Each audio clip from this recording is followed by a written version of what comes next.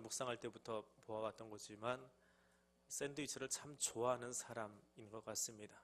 항상 그가 어떤 이야기를 쓰려면 샌드위치 형태의 이야기 기술 형태를 꼭 따라가고 있기 때문에 그렇습니다. 오늘 1절에서 11절도 샌드위치입니다. 이 사람이 아마 21세기에 나왔으면 햄버거 좋아하는 사람일 것 같아요. 참 그 샌드위치 기법을 아주 즐겨 사용하는 그런 사람입니다. 예수님 당시 여자들이 대체 어떤 사람들이냐? 2000년 전의 여자들은 모든 점에서 남자보다 열등한 존재로 취급을 받았습니다. 우리 유대 사회 속에서 여자는 이방인과 동등하게 취급을 받았습니다. 그래서 성전에 이방인들과 여인들은 같이 있었다라고 하는 것만 보아도 공적인 장소잖아요. 하나님 앞에 나가는 공적인 장소에서 이방인들과 여인들은 항상 같이 있었습니다. 도시 안에서 여자들은 집 밖으로 나오면 안 됩니다. 집 안에서만 활동하게끔 되어 있습니다. 조선시대 여자들도 마찬가지죠. 유대인들 얘기하니까 우리는 괜찮은 것처럼 얘기하는데 조선시대 여자들이 밖을 내다볼 수 있는 장치가 하나 있습니다. 밖에 나갈 때는 가마 타고 나가는 거고요. 집 안에서 밖을 내다볼 수 있는 장치가 하나 있어요. 뭔지 아세요? 널뛰기 하는 거예요. 잠깐 폴짝 뛰어가서 밖에 내다보는 게 전부입니다. 그 이상 밖에 얼굴 내밀면 안 돼요. 장옷으로 가리고 다니든지 가마 타고 나가든지. 한국도 굉장히 꽉 막힌, 이 한반도도 굉장히 꽉 막힌 나라예요. 그래서 우리가 유대 사람들 이야기가 아주 좋습니다. 우리네 정서하고 전혀 다르지 않기 때문에 그러면서 참 좋은 것 같아요. 여자들의 종교적인 의무, 노예와 비슷했습니다. 노예 취급했습니다. 여자 사람 취급하지는 않았습니다. 가정교육은 여자한테 다 맡겨놨습니다. 하지만 수준은 노예 수준이었습니다. 그래서 사도 요한이 마지막 활동하던 주후 90년에 라비 엘르아살이라고 하는 사람이 기록한 책에 의하면 여자에게, 그러니까 딸에게 토라를 가르쳐주는 것은 방종하라고 가르치는 것이다. 그렇게 랍비께서 이야기하셨습니다. 그래서 딸한테는 토라, 구약 성경에 모세 오경 이야기하는 겁니다. 그것 절대로 가르쳐주면 안 된다. 왜? 너무 알면 밖에 나서 방종하게 사니까. 랍비들이 하는 이야기였으니까. 또 여자들은 교사가 될 수 없었습니다. 어디 여자가 남을 가르칩니까? 그건 말도 안 되는 소리예요. 유대 사람들의 주장입니다. 거기에 반해서 예수님은 파격적으로 일을 하시죠. 그런 시대입니다. 예수님이 33년에 십자가에서 돌아가시고 부활하셨는데 거기서 60년을 더 지나고도 여자는 노예 수준이고 사람 취급도 안 하고 토라 가르쳐주면 안 된다라고 이야기하는 꽉 막힌 세상이거든요. 두 세대가 넘어가는 겁니다. 30년 한 세대로 져서. 그런데 예수님이 활동하시던 그 시대에 예수님이 어떻게 활동하셨느냐? 여자들과 만나서 이야기를 했습니다. 왜 이야기를 해요? 그냥 농담하는 것이 아니고 그들을 가르치기 위해서. 여자는 가르치면 안 돼요. 가르치면 방종하니까. 근데 예수님은 여자들을 가르치셨어요. 사마리아 여인이나 혈루증 앓던 여인이나 수로보니게 여인이나 가르치셨습니다. 또 베다니에서 마리아에게도 가르치셨고 예수님을 따라다니는 무리들 가운데 여자들도 있었다라고 성경은 꼭 여자들이라고 하는 단어를 거기다 넣어놓고 있습니다. 심지어는 그 나사로의 누이였던 마르다는 예수를 주라고 고백을 합니다. 어디 건방지게 여자가 남자한테 말을 걸어요? 말도 안 되는 이야기입니다. 그런데 마르다가 그렇게 이야기를 했다라고 하는 겁니다. 예수님이 그 제자들에게 가르치시면서 성에 관해서 차별을 두지 않으셨어요. 남자들에게 하신 이야기가 있지요. 여자를 보고 음욕을 품는 자마다 이미 간음하였다. 여자는 노예 수준으로 취급하던 시기에 남자들로 가부장적인 권위를 가지고 살아가던 그 남자들에게 여자 쳐다보고 마음속으로, 입 밖으로 나온 것도 아니에요. 마음속으로 음욕만 품어도 안 된다. 왜? 여자는 너희가 생각하는 것처럼 그렇게 노예들이 아니라, 비인격적인 존재가 아니라 인격적으로 대접해야 되고 대우받아야 될 존재들이다 라고 하는 것을 이야기해 주고 있는 거예요. 2000년 지나도 음욕 품고 있으면 2000년 전에 예수님 말씀하실 때하고 전혀 다른 그런 세상에 살고 있는 걸 기억하셔야 됩니다. 여자들 중에도 제자가 있었습니다. 예수님을 따라다니는 제자들 무리 가운데에 여자들이 있었습니다. 누가복음 8장에 보면 예수님을 따라다니면서 그 12제자를 물질로 섬기던 여인들이 있었습니다. 제자 무리예요. 12제자는 이름이 드러나 있고 그 외에 그 옆에 늘 같이 다니던 제자들이 있었습니다. 근데 누가의 기록에 의하면 그 옆에 여자들도 같이 있었다라고 이야기합니다. 그렇게 멀지 않은 시간에, 그렇게 멀지 않은 우리의 과거 시간에 아버지의 그림자 받는 것도 금기시 되던 우리의 정서가 있습니다. 2000년 전에 우리와 비슷한 문화적인 모습을 가지고 있던 그 예수님 시대에 예수님이 말씀 가르치러 다니시는데 거기에 여자가 따라다녔다. 아주 획기적인 사건이지요. 랍비들이 여자를 가르치지도 못하게 하는데 예수의 제자 중에 여자가 있었다라고 하는 겁니다. 십자가 아래 서 있는 여자들 중에는 아예 갈릴리부터 따라다녔던, 예수님의 공생의 초창기부터 따라다녔던 그런 제자들도 있었다라고 이야기를 하고 있습니다. 또 부활의 첫 목격자도 누구예요? 남자가 아니고 여자예요. 그런 배경을 가지고 본문의 이야기가 시작되고 있습니다. 그 여자 이야기를 하고 싶은 거예요. 마가의 관심입니다. 자, 이 이야기가 언제 있었습니까? 유월절과 무교절 이틀 전이다. 1절에 이야기합니다. 이틀이 지나면 유월절과 무교절이라. 거기에 누가 있었지요? 대제사장과 서기관들이. 거기 왜 있었습니까? 예수를 잡아 죽일 방도를 구하기 위해서. 자, 그런데 거기 십자가 길을 가고 있는 예수님에게 한 여자가 나타납니다. 이름이 없습니다. 우리 찬송을 부를 때는 뭐 막달라 마리아 본받아서 하는데 이거는 누가복음의 관점이에요. 누가의 관점이에요. 오늘은 마가의 관점에서 보는 겁니다. 같은 사건을 기억을 하는데 기억을 잘못할 수도 있고요. 혹은 왜냐하면 누가는 이 사건을 예수님 공생의 초창기에다 갖다 놨습니다. 그리고 어떤 사람은 발에다 부었다라고 하는데 이 마가복음의 여자는 머리에다 부었어요. 이름도 기록을 하지 않습니다. 굳이 이름까지 내세울 필요도 없다라고 하는 거예요. 그게 마가의 관점입니다. 마가는 그렇게 기술해야 될 이유가 있었어요. 그것이 오늘 14장 1절에서 11절까지 샌드위치를 먹어보면 알 수 있습니다. 그 샌드위치 맛을 느껴보시는 거예요. 여인품의 샌드위치로 되어 있습니다. 예수님의 머리에다가 기름을 부은 사람이 누구지요? 오늘 본문에서 누구예요?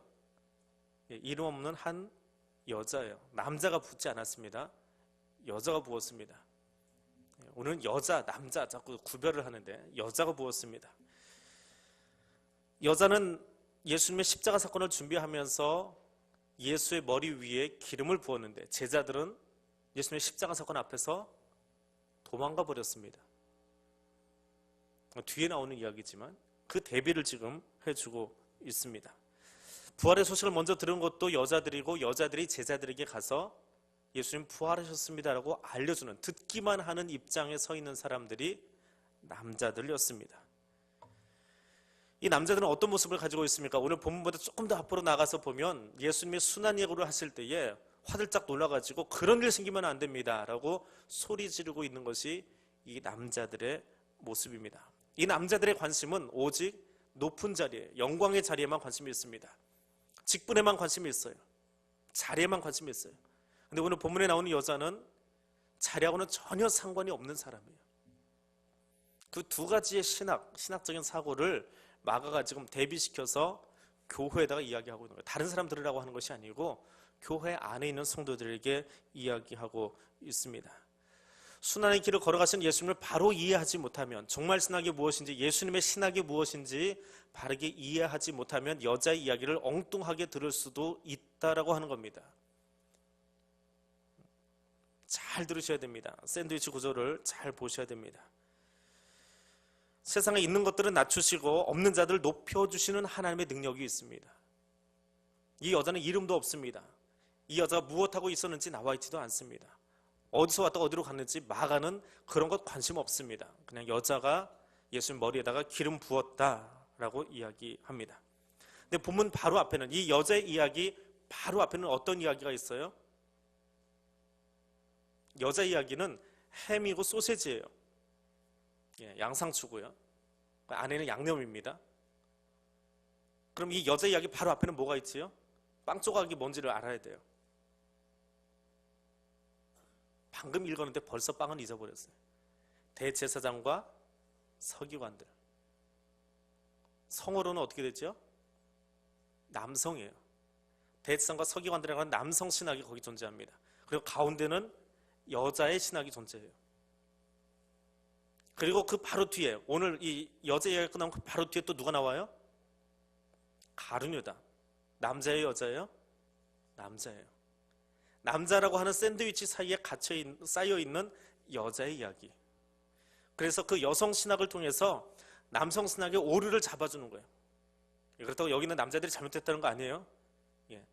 여기 앉아있는 남자들 중에도 여기 나오는 이 마가가 주장하는 여성 신학을 바로 가지고 있는 사람이 있고, 거꾸로 여자면서도 잘못된 모습을 가지고 있는 거고, 남자도 또 가운데 와 있는 여자들의 모습을 가지고 있는 모습도 있습니다. 자, 본문 바로 뒤는 가룟유다가 나오지요. 그 구조를 우리가 함께 보려고 합니다. 사건이 일어난 곳, 천천히 따라와 보세요. 사건이 일어난 장소가 어디입니까? 3절에 보니까 베다니 문둥이 시몬의 집. 아마 누군지는 모르지만, 언제인지는 모르지만 예수님에 의해서 그 문둥병이 나았던, 그래서 너무너무 기쁜 나머지 예수님을 지금 집으로 초대했습니다. 자, 거기에 여인이 옥합을 깨뜨려서 그 향유를 예수님께 붓고 있는 장면. 이것이 그 안에 있는 샌드위치의 앞부분 이야기예요. 샌드위치도 또 세 개로 나눠지는 겁니다. 그리고 그 샌드위치 가운데 있는 샌드위치 그 안에 있는 속에 세 개예요. 첫 번째는 그 여자가 옥합을 깨뜨렸다. 두 번째는 여자 행위를 보고 사람들이 분노하고 있는 거예요. 왜 그렇게 낭비하느냐라고 하는 거예요. 세 번째는 그 행위에 대해서 예수님이 설명해 주시고 이 여자의 이야기를 복음이 증거되는 곳마다 다 나가서 알려라 라고 이야기합니다. 근데 그래서 알려라라고 이야기하기 위해서 예수님이 강조하실 때 사용하는 단어가 하나 등장합니다. 아멘이라고 하는 단어예요. 우리말은 항상 진실로 혹은 아멘 둘 중에 하나로 번역을 합니다. 진실로 내가 이른다.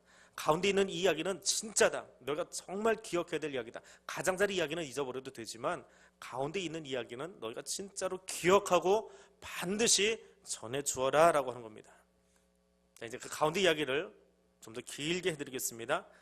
나병 환자 시몬의 집에서, 이 사람은 나았을 겁니다. 낫지 않았으면 식사를 같이 못해요. 이제 예전에 병을 앓았다가 나았던 사람 집에서 식사를 하고 있습니다. 너무 기뻐서 식사를 합니다. 자, 식사 자리에는 누가 참석할 수 있습니까? 가정에서 먹는 식사가 아니면 누가 식사에 참여할 수 있지요? 초대받은 사람만 참여할 수 있어요. 초대받지 않으면 들어갈 수가 없습니다. 초대받은 사람만 들어갈 수 있어요. 자, 유대 사회 속에서 아까 2000년 전에 유대 사회를 이야기했죠. 거기서 여자는 어떤 존재예요? 아무 존재도 아니에요. 그렇게 쉽게 얘기하십니다. 아무 존재도 아니에요. 그러면 아무것도 아닌 존재를 식사 자리에 누가 초대하겠습니까? 아무도 초대하지 않아요. 근데 시몬의 집에 지금 식사를 하고 있습니다. 그런 자리, 요즘식으로 이야기한다면 남성 중심의 폐쇄적인 공동체가 유대의 공동체예요. 자, 거기에 많은 남성들이, 이름은 밝혀지지 않은 남성들이 초대받아서 지금 같이 식사를 하고 있어요. 예수님이 예루살렘에 오시고 나셔서 예전에 예수님 때문에 병이 나았던 그 사람이 기뻐서 남자들을 초대했어요. 아무개 집사도 부르고 아무개 장로도 부르고 다 불렀어요. 자, 그래서 밥을 먹기 시작합니다. 그런데 그 자리에 초대받지 않은 여자가 감히 나타났어요. 말도 안 되게 나타났어요. 불과 한 두 세대만 위로 넘어가도 우리 할머니 세대는 자기 남편과 겸상도 못했지요. 부엌 아궁이에다가 이거 갖다 놓고 밥 먹었습니다. 그런 시대, 그것보다 더 앞으로 나간 세대예요. 근데 여자 초대도 받지 않았는데 이것이 여기를 좀 들어온 거예요. 들어와가지고 옥합까지 깨트려 버렸어요. 그러면 그 주변에 둘러서 있는 남성 중심의 사회입니다. 남자들의 사고로만 움직이는, 남자들이 모든 것을 주장하는, 거기서 가르다 발끈해버린 거예요. 그럼 옆에 있는 사람들이 다 듣기에 그것은 전혀 이상한 게 아니에요. 우리는 21세기의 관점에서 이것을 바라보니까 이상하다 그러는 거죠. 가룟유다가 잘못했다 그러는 거죠. 그 당시에 거기 있던 사람들 눈에는 가룟유다가 우리의 목소리를 대변해 준 거에 불과해요. 그가 잘못하지 않았어요. 그런데 한 남자가 그걸 거부하고 나섭니다. 예수님이에요. 잘못됐다라고 이야기하시는 겁니다. 자, 여자가 뛰어들어서 기름만 붓고 사라졌습니다. 그 기름을 붓는 일은 누가 하는 건가요? 오늘 여기서는 여자가 있습니다. 누가 하는 거지요? 제사장이 해요? 남자 여자 자꾸 얘기하고 있잖아요. 이거 누가 하는 거예요? 이건 남자가 하는 거예요. 이건 여자가 하는 일이 아니에요. 남자가 하는 일입니다. 기름을 붓는데 후라이팬에다 붓는 게 아니고 지금 어디다 부었어요? 머리에다 부었잖아요. 어디 시건방지게 남자들 식사하는 데 나타나가지고 그 젊은 남자 머리에다가 기름을 붓냐고요. 말도 안 되는 일이에요. 그건 정말 불경스러운 일이에요. 불경스러운 일이에요. 기름을 어디다 붓느냐? 음식할 때 기름 붓는 게 아니고, 음식할 때 기름 붓는 거 말고 손님이 집에 들어왔습니다. 그런데 이 손님이, 내가 지금 초대한 이 손님이 내게 있어서 최고의 손님이에요. 그러면 향유를 가지고 와서 머리 끝에다가 살짝 떨어뜨려줘요. 그 사람 머리에서 향기가 나도록. 그래서 이 사람이 나에게 이렇게 소중한 사람이에요 라고 하는 것을 누가? 그 집의 주인장이 그렇게 하게끔 되어 있어요. 그런데 이 시몬이는 예수님을 초대해서 밥 먹는 일에는 관심이 있었어요. 밥은 먹어요. 그런데 예수님을 높여드리는 일에는 관심이 없었어요.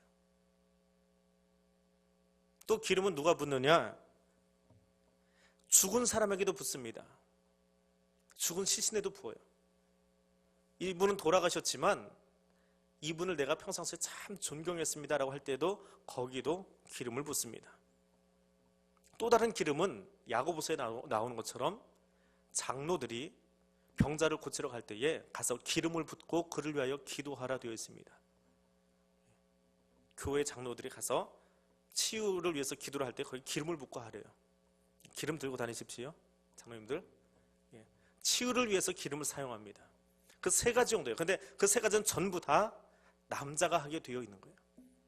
근데 지금 이 자리에 있는 남자들은 아무도 예수님에게 그런 기름을 붓지 않았어요. 이제 이름 없는 한 여자가 갑자기 그 식사 자리에 뛰어 들어와서 기름을 부었습니다. 근데 이 기름이 어떤 의미냐? 마가는 이것이 왕에게 붓는 기름이다라고 해석을 하고 있는 거예요. 그러니까 더 기가 막힐 노릇이지요. 왕을 세우는 것은 사무엘 같은 사람이 하는 거지, 이름 없는 어떤 여자가 나타나가지고 초대받지 않은 여자가 그 집에 뛰쳐 들어와가지고 메시아 되신 분에게, 메시아 왕에게 기름을 부을 수 있느냐? 이건 말도 되지 않는 일이에요. 근데 그 여자가 지금 했더라라고 하는 겁니다.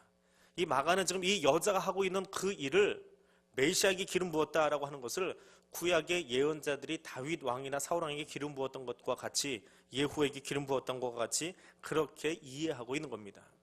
마가는. 그런데 거기 있는 남자들은, 남자들의 대표죠, 가룟유다는 어떻게 이야기해요? 이거 내다 팔면 얼만데? 300데나리온인데. 그 노동자들의 1년치 봉급인데 그걸 그렇게 함부로 허비할 수 있느냐? 어떻게 쓰는 게 제일 좋대요? 어떻게 쓰는 게 좋아요? 성경에 있는 것만 지금 물어보는 거예요. 7절에 보니까, 아니 7절이 아니라 5절에 보니까 가난한 자들에게 줄 수 있었겠다. 이거 팔아서 가난한 자들에게 줄 수 있었겠다. 아주 합리적인 이야기예요. 300데나리온, 1년의 봉급, 1년 봉급이에요. 연봉이에요. 자, 이 정도는 내다 팔면 가난한 자들 얼마나 많이 도와줄 수 있었겠느냐? 우리는 합리적인 사고가 신앙인 줄 알고 착각하고 사는 사람들이 있습니다. 신앙은 합리적인 게 아니에요. 비합리적입니다. 신앙은 합리적으로 풀어가는 게 아니에요. 근데 합리적인 것이 맞다라고 목소리 내고 떠드는 사람들이 있어요. 그건 떠드는 거예요. 그건 신앙이 아니에요.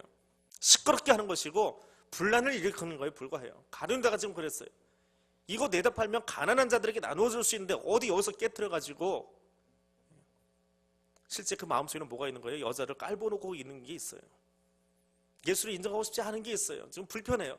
예수님이 예루살렘에 들어와서 뭔가 한 자리 할 줄 알았는데 들락날락하면서 대제사장들하고 자꾸 적이 되고 성전을 뒤엎기나 하고 쓴소리나 하고, 야, 저 사람 옆에 있다가는 나도 안 되겠다 하니까 마음속에서 이미 편가름이 일어난 거예요. 그런데 얼씨구나 내 화살이 되어줄 사람이 지금 등장했어요. 그 사람이 모든 걸 지금 쏟아붓고 있는 겁니다.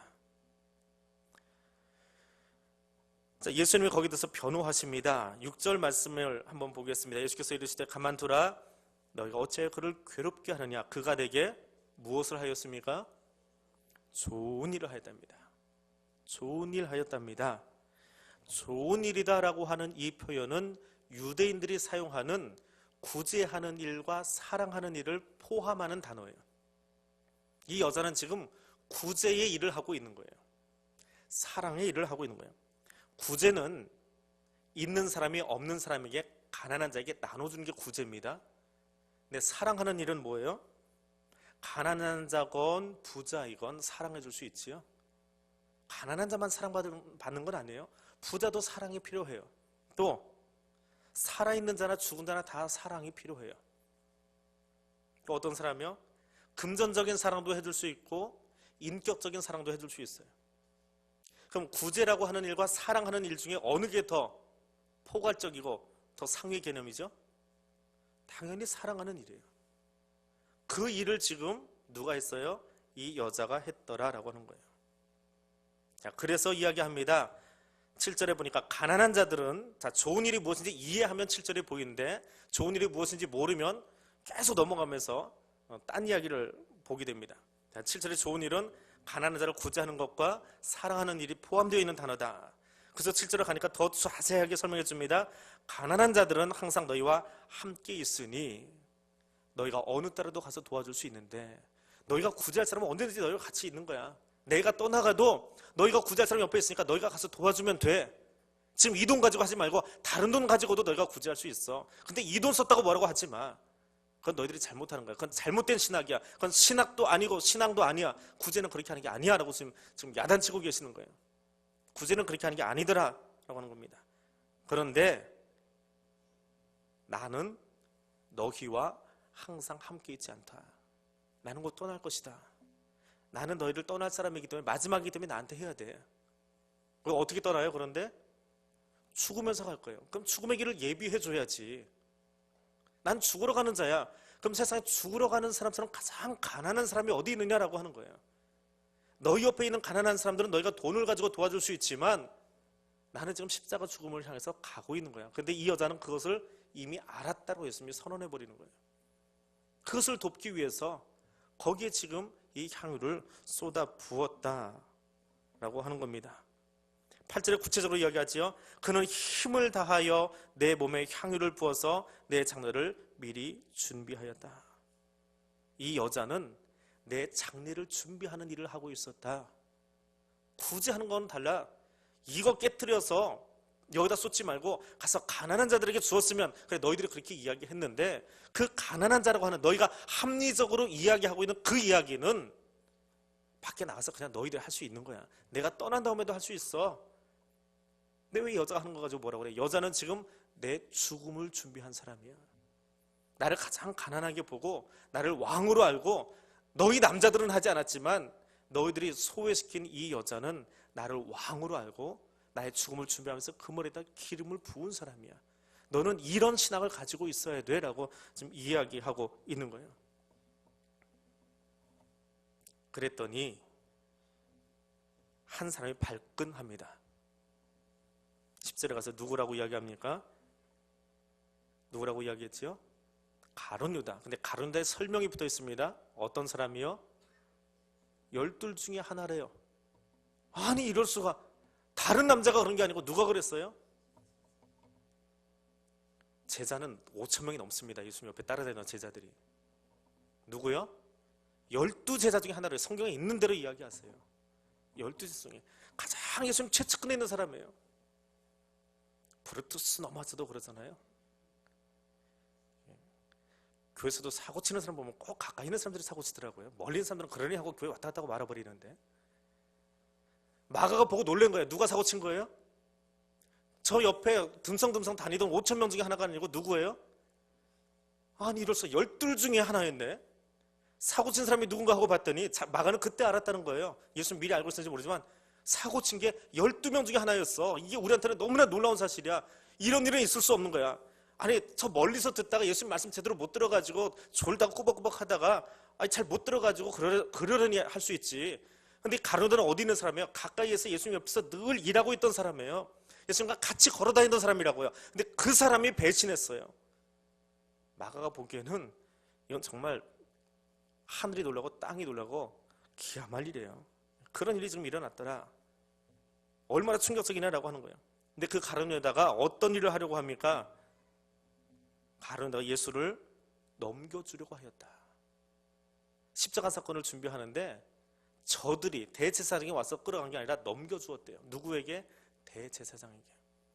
근데 오늘 본문 속에서 대제사장은 어디에 등장하지요? 같이 읽은 본문 속에서 대제사장 이야기가 어디 있어요? 제일 앞에 있잖아요. 그 제일 앞에 그 녀석, 그 사람, 거기와 이 가룟유다가 동질이라는 거예요. 지금 같이 체인으로 딱 묶여있는 사람이더라. 그 사이에 여자가 있는 거예요. 대제사장의 생각과 이 가룟유다의 생각이 똑같아요. 그러니까 가룟유다의 생각은 곧 예수님이 싫어하는 생각이에요. 가룟유다의 신학은 잘못된 신학이에요. 그리고 예수님이 어디를 가든지 너희가 반드시 주장하고 가르쳐주고 알려줘야 될 신학적인 사건이 하나 있는데 그것은 이 여인의 신학이에요. 예수님 남자 여자 대결 구도를 따지는 건 아닙니다. 잘못된 신학과 바로 잡아야 될 신학을 지금 이야기하고 계시는 거예요. 그래서 가서 그렇게 이야기했더니 그들이 듣고 기뻐하면서 돈을 주고 어떻게 넘겨줄까? 기회를 찾고 있어요. 누가? 가룟유다가. 예수님 어떻게 하면 팔아넘길 수 있을까? 자, 예수님 앞에서는 이 이야기는 우리가 다 아는 이야기 여기까지 정리했어요. 예수님 앞에서는 그가 누구냐라고 하는 것은 중요하지 않습니다. 그 사람이 장로냐, 목사냐, 권사냐, 집사냐, 성도냐, 초신자냐, 그건 상관없어요. 그 사람이 남자냐, 여자냐, 상관없어요.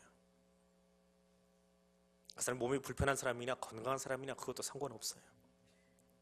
예수님이 중요하게 보시는 것은 그 사람이 예수님을 향해서 무엇을 하고 있느냐라고 하는 거예요. 예수님에게 중요한 것은 내가 어떤 견장을 차고 있느냐라고 하는 게 아니에요. 내가 지금 어떤 일을 하고 있느냐. 너의 말이나 너의 행동이 예수님을 향해서 어떤 모습으로 있느냐 중요한 거예요. 가룟유다는 어떻게 살았습니까? 돈을 받고 예수를 팔 궁리를 하고 있어요. 실제로 그렇게 했습니다. 여인은 어떻게 했어요? 돈을 손해를 보고 향유를 깨뜨렸어요. 내 것을 손해보고 내 것을 아낌없이 부어놨어요. 쏟아 부었어요.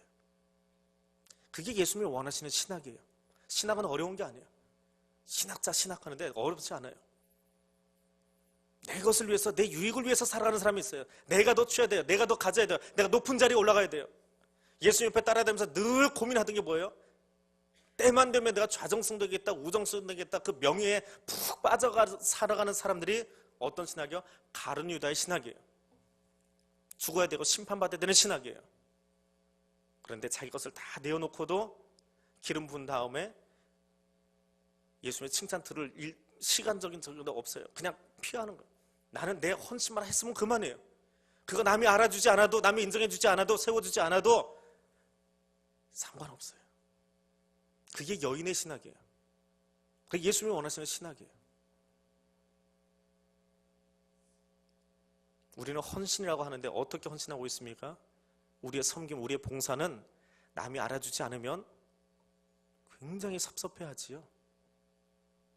굉장히 섭섭해합니다. 그건 가룟유다의 신학이에요. 이런 가룟유다는 예수님을 어디로 몰고 가요? 십자가 죽음으로 몰고 갑니다. 예수님을 죽음으로 몰고 가요. 십자가로 몰아냅니다.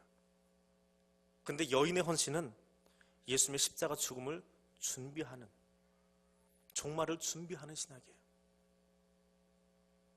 내가 열심히 뭔가를 한다고 하는데 하나님의 영광 다 가려버리고 저게 장로야, 저게 목사야? 요즘 신문 보면 뭐 한국 신문 보면 그런 이야기를 더 많이 떠들잖아요. 사실은 더 많이 이야기하잖아요. 뭐 미꾸라지 하나가 흐린다고는 하지만 아무튼 창피해요. 아무튼 신문 보면 창피해요. 저런 사람을 세워놔가지고 말하지 마세요.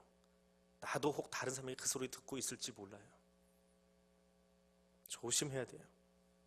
예수님을 죽음으로 몰고 가는 것이 아니라 내 삶을 통해서 하나님의 영광이 드러나도록 말하세요. 숨겨진 자리에서, 그늘진 자리에서, 보이지 않는 곳에서 뭐 두 사람만 세 사람만 이야기하는 것 같은데 거기서도 하나님 영광이 드러나야 돼요. 그래서 하나님 영광 드러내기 위해서 말하세요. 혼자 있는 골방에 들어가서도 하나님의 영광을 위해서 말하세요. 하나님을 찬양하고 기도하는 입술로 여러분 입술을 사용하세요. 그렇지 않은 모든 것들은 가운데 없습니다. 신학은 그런 거예요. 가운데 타협이 없어요. 하나님을 찬양하지 않는 모든 이야기, 모든 행동은 다 가룟의 신학이에요. 여인의 신학으로 전환하십시오. 그렇게 되도록 살려면 성령님이 내 안에 계셔야 돼요.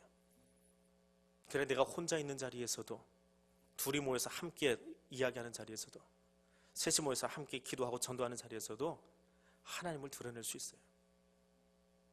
그런 신앙의 자리로 나아갈 수 있기를 원합니다. 가룟유다는 가난한 자들을 핑계해서 자기를 미워합니다. 야 그거 팔아서 써봐. 그러면 가난한 자들 몇 명을 먹일 수 있는데. 나 머리 좋지. 그 돈이 얼마인지 벌써 알고, 야 그거 벌써 주판 튕겨보니까 그거 얼마나 쓸지 누구한테 나는지 벌써 다 알잖아. 나 그렇게 똑똑하다? 그러니까 나 같은 사람 써줘. 가난한 사람을 핑계해서 자기를 미워하고 있어요. 예수님을 드러내지 않아요. 자기의 똑똑함을 통해서, 자기의 영특함을 통해서 누구를 드러내요? 자기를 드러내요. 그게 가룟유다 신학이에요. 나만 시켜줘봐. 그러면 이런 일 다시는 안 할 거야. 저 사람들이 못나서 그렇지. 내가 그 자리에 있었어 봐. 나 같으면 일 이렇게 할 수 있어. 이건 가룟유다가 하는 이야기예요. 가장 합리적인 말로, 가장 지혜 있는 척하면서 사실은 가룟유다의 자리에 서 있습니다. 근데 여인은 예수님께 전폭적으로 헌신해 놓고도 침묵해요. 나 이만큼 했는데요 주님. 내가 1년 동안 모았던, 여자가 돈벌이를 어디서 했는지 모르겠어요. 남편한테 용돈 받은 거 가지고 한번 해놨겠죠. 남편이 용돈 주는 거 가지고 1년 동안 모았겠어요? 3년이 걸렸을지 10년이 걸렸을지, 아무튼 평생에 모았던 그 비자금으로 살짝 모아서 향유로 쌓아놓았던, 아니면 남편이 어디 해외 나가다 오면서 선물로 줬을지도 몰라요. 그만큼 값진 거예요. 사회생활을 할 수 없는 여자에게 있어서는 이것은 자기 생명과 같은 거예요. 그것을 다 갖다 쏟아 부었어요. 주님, 내가 이만큼 했는데 나 좀 기억해 주세요. 어디 갔을 때마다 좀 이야기 좀 해주세요. 그런 부탁 한 번도 하지 않았습니다. 그게 여인의 신학이에요. 근데 자기가 드러내지 않으니까 주님이 제자들에게 이야기하시죠. 너희 가서 복음 전할 때마다 이 여자의 이야기를 꼭 외쳐라. 진짜다. 반드시 외쳐라. 누가 시켜요? 주님이 시키세요. 가룟유다는 자기가 떠벌떠벌했지만 결국은 가룟유다의 신학 가지고 목매어 죽는 걸로 끝났습니다. 그러나 여자는 자기의 헌신을 하고 뒤로 숨었어요. 누가 알아주지도 않았어요. 근데 누가 아세요? 주님이 아세요. 주님만 알아주시면 돼요. 주님만 알아주시면 돼요. 그것이 우리의 삶이 되어야 돼요. 언젠가도 한번 이야기 드린 것 같은데, 김동호 목사님의 글 속에, 김동호 목사님이 그분도 참 큰 목회를 하고 계시지만 그분이 큰 목회를 하는 데는 좋은 멘토들을 바라보고 계신 것 같아요. 좋은 장로님, 좋은 목사님, 좋은 집사님들 이야기를 종종 소개를 하세요. 그분의 글 속에. 근데 그분이 모셨던 목사님 중에 지금은 은퇴하셨어요. 청량중앙교회에 있었던 목사님 은퇴하실 때에 은퇴식 하면 얼마나 그냥 교회에서 이렇게 막 피가 번쩍하게 해요. 다 놓고 목사님한테 마지막 인사를 하라고 이렇게 자리를 마련해 드렸습니다. 근데 그 목사님이 앞에 서셔서 무익한 종이 일하고 물러가는데 무슨 말 하겠습니까? 감사합니다. 그러고 물러나셨대요.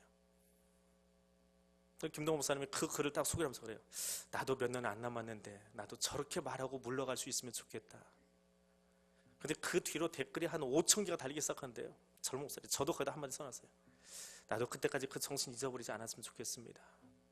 다 무익한 종이에요. 그분이 영광 받으시면 되는 거예요. 왜 내가 영광을 자꾸 취하려고 합니까? 내가 영광 취하려고 하니까 시끄러워요. 교회가 시끄러운 이유는 한 가지예요. 영광을 가지고 싶어하는 사람들이 너무나 많아서 그래요. 우정숭 좌정숭 되려고 하는 사람들이, 덜 떨어진 제자들이 너무 많아서 그래요.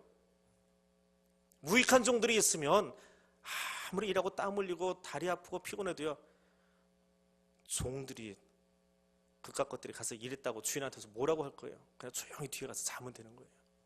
그 마음이 없으니까. 사실은 저도 그랬으니까요. 저도 그게 제일 큰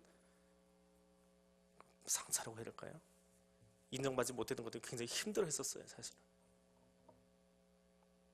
어느 날 그걸 발견하고 그게 아니다라고 하는 것을 알고 나니까 생각을 바뀌어서, 마침 그 어간에 김동원 목사님의 글도 보고 또 좋은 멘토도 목사님을 통해서 이야기도 듣고 했는데요. 가룟대 신학에 서지 마시고 여인의 신학에 서시기를 바랍니다. 주님은 그 사람들을 보세요. 사람들은 인정해 주지 않아도 여기서 기껏해야 한 20년, 20년 하면 은퇴하지요. 20년 하고 사람들에게 인정받아도 하나님 앞에서 인정받지 못하면 어떻게 해요? 영원한 시간 속에서 그분이 인정해 주셔야지요. 그분이 인정하시는 자리에 설 수 있도록. 세상 사람들은 내가 너무 숨어서 일하니까 아무도 알아주지 않아도 그분 앞에 가서 영원토록 그분이 인정해 주시고 높여주신다면 그게 얼마나 행복한 자리겠어요. 근데 그 종말의 신학이 없으니까, 마지막 때를 바라보는 신학이 없으니까 여기서 다 하고 싶은 거예요. 여기서 못 누리니까 시끄러운 거예요.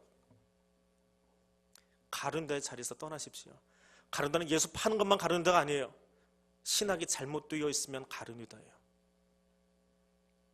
가룟대의 신앙에서 떠나세요. 여인의 신앙의 자리로 가서 서세요. 그렇지 않으면 죽는 거예요. 주님이 버리시는 거예요. 버림받은 사람 되지 마시고 주님이 기억하셔서 어디든지 가서 전하라고 하는 그런 사람 되시기를 바랍니다. 가룟유다는 합리적으로 삽니다. 합리적인 주장으로 살아갔습니다. 그런데 여자는 하나님이 자신을 위해서 거룩한 낭비를 하신 것처럼 자기도 그렇게 살았다 그래요. 폴 틸리 목사가 이 여인의 모습을 해석하면서 그렇게 이야기했습니다. 하나님은 인간을 사랑해서 자신을 내버려 주셨대요. 하나님은 우리를 사랑해서 자기를 다 버려 주셨대요. 어디에? 저 십자가 위에다가 다 버려 주셨대요. 근데 그것이 무엇인지를 가장 잘 알았던 사람이 누구냐? 여자였다는 거예요. 남성 제자들이 아니고 이 여자가 그걸 알았다는 거예요. 그래서 이 여인도 예수님 앞에서 모든 것을 다 쏟아붓고는 됐습니다 하고 뒤로 물러나 버렸다는 거예요. 그 여자야말로, 그 여자의 헌신과 섬김이야말로 예수님이 이 땅에 오신 이유를 가장 잘 투사해서 보여준 가장 완벽한 제자다, 완벽한 신앙인이다 라고 하는 거예요. 마가는 지금 그 이야기를 하고 있는 겁니다.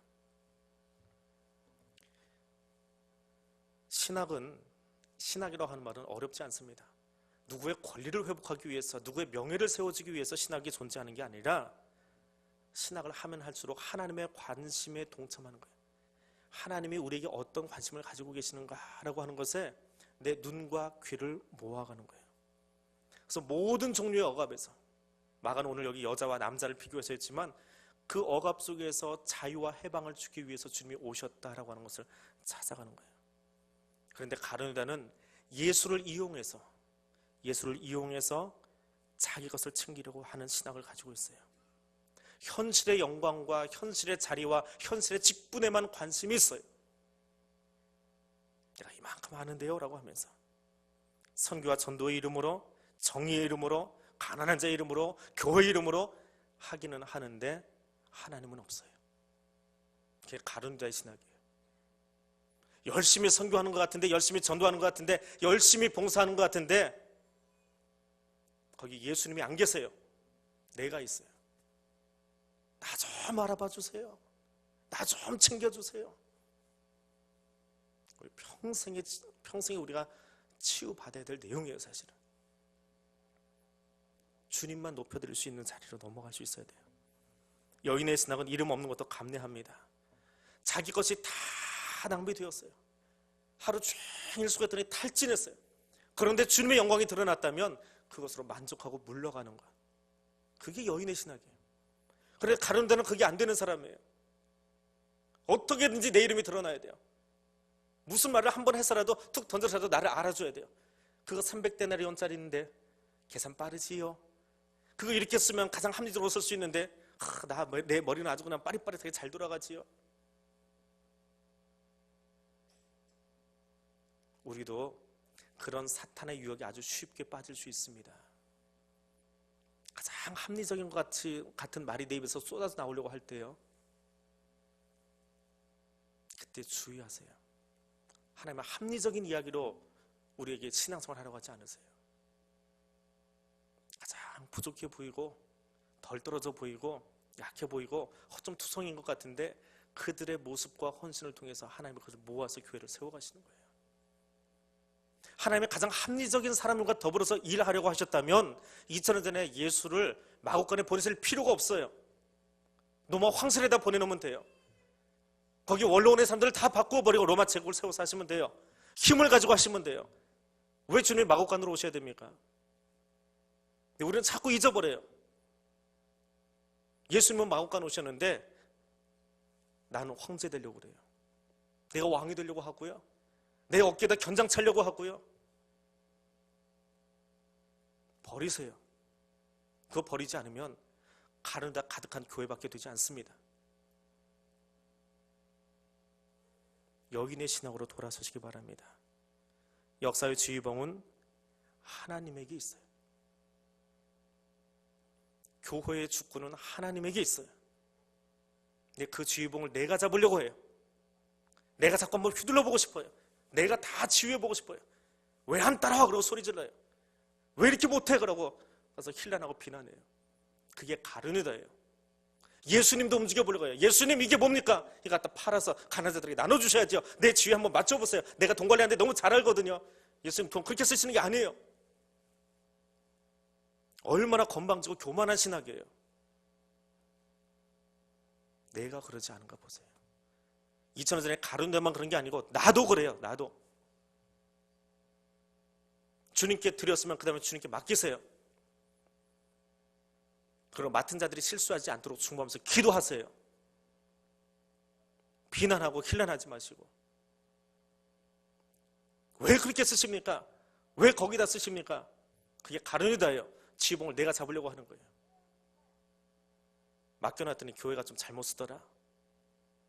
그럼 새벽에 나와서 그 자리에서 기도하세요. 그 아픔을 아는 사람이 있다면 와서 기도하세요. 그게 여인의 신학이에요. 나가서 그걸 가지고 비난하고 험담하고 나누는 것, 그건 가룟유다의 자리예요. 교회가 건강해지려면 여인과 같은 사람들이 많아야 돼요. 초대받지 않았어도 기도의 자리는 나오세요. 근데 초대해도 비난하는 자리는 끼지 마세요. 그 자리는 서지 마십시오. 그리고 그렇게 여인의 신앙을 가지고 기도하는 자리에 서 있는 사람들을 세워주세요. 그 사람들을 일꾼으로 세우세요. 그러면 교회가 건강해져요. 그럼 교회가 소망이 있어요. 그럼 교회가 정말 하나님이 원하시는 신앙을 가지고 바르게 서서 갈 수 있어요. 기도하는 자리에, 여인의 자리에 서지 않고 가룟유다의 자리에 서 있는 사람들을 세워놓으면 시끄러울 수밖에 없어요. 하나님의 교회가 되지 않습니다. 포용하지 못하는 신앙, 여인의 성경을 보고 그게 좋은 일이다라고 품는 예수의 마음이 있는데 가장 합리적인 것으로 판단하고 정죄하는 그 모습 가지고는 예수의 공동체를 세워갈 수 없습니다. 오늘 내가 그 자리에 서겠습니다. 저부터요. 자꾸 누군가를 판단하고 싶은 마음이 올라옵니다. 우리 안에. 언제부터요? 에덴에서부터 우리는 그랬어요. 에덴에서부터 우리한테 있어요. 그게. 늘 그것 때문에 입을 한 번씩 더 다물어야 돼요. 들어도 입을 다무세요. 들리면 왜 내게 듣게 하시는가? 내게 그 일을 듣게 하실 때 이유가 있어요. 다른 사람 안 듣는데 왜 내 귀는 당나귀 귀인지 그렇게 자꾸 들려요? 당신 보고 기도하라는 얘기입니다. 말하라고 옮기라고 하는 것이 아니고 들은 당신에게 기도하라고 다 들려주시는 거예요. 하나님이 들었으면 그것 때문에 가슴을 치면서 나와서 이 자리에서 기도하세요. 금요일에 나와서 기도하시고 수요일에 나와서 기도하시고 새벽에 나와서 그것 때문에 울면서 기도하세요. 하나님, 이 소리가 또 들려요. 그래서 내가 기도합니다. 하나님, 이 소리가 아파요. 근데 이 소리 계속 들으면 교회가 아파요. 하나님의 마음이 아파요. 다른 사람이 아픈 게 아니에요. 하나님의 마음이 아파요. 그래서 내가 기도할게요. 내게 듣게 하신 이유는 너 보고 기도하라는 거예요. 다른 사람 아니고. 네가 그거 책임지고 기도하라는 거예요. 그거 붙들고 기도하세요. 그게 여인의 신학의 자리에 있는 나의 모습이고 하나님이 원하시는 교회의 모습입니다. 이제 우리 같이 기도하겠습니다. 역사의 주관자가 하나님이심을 믿고 내가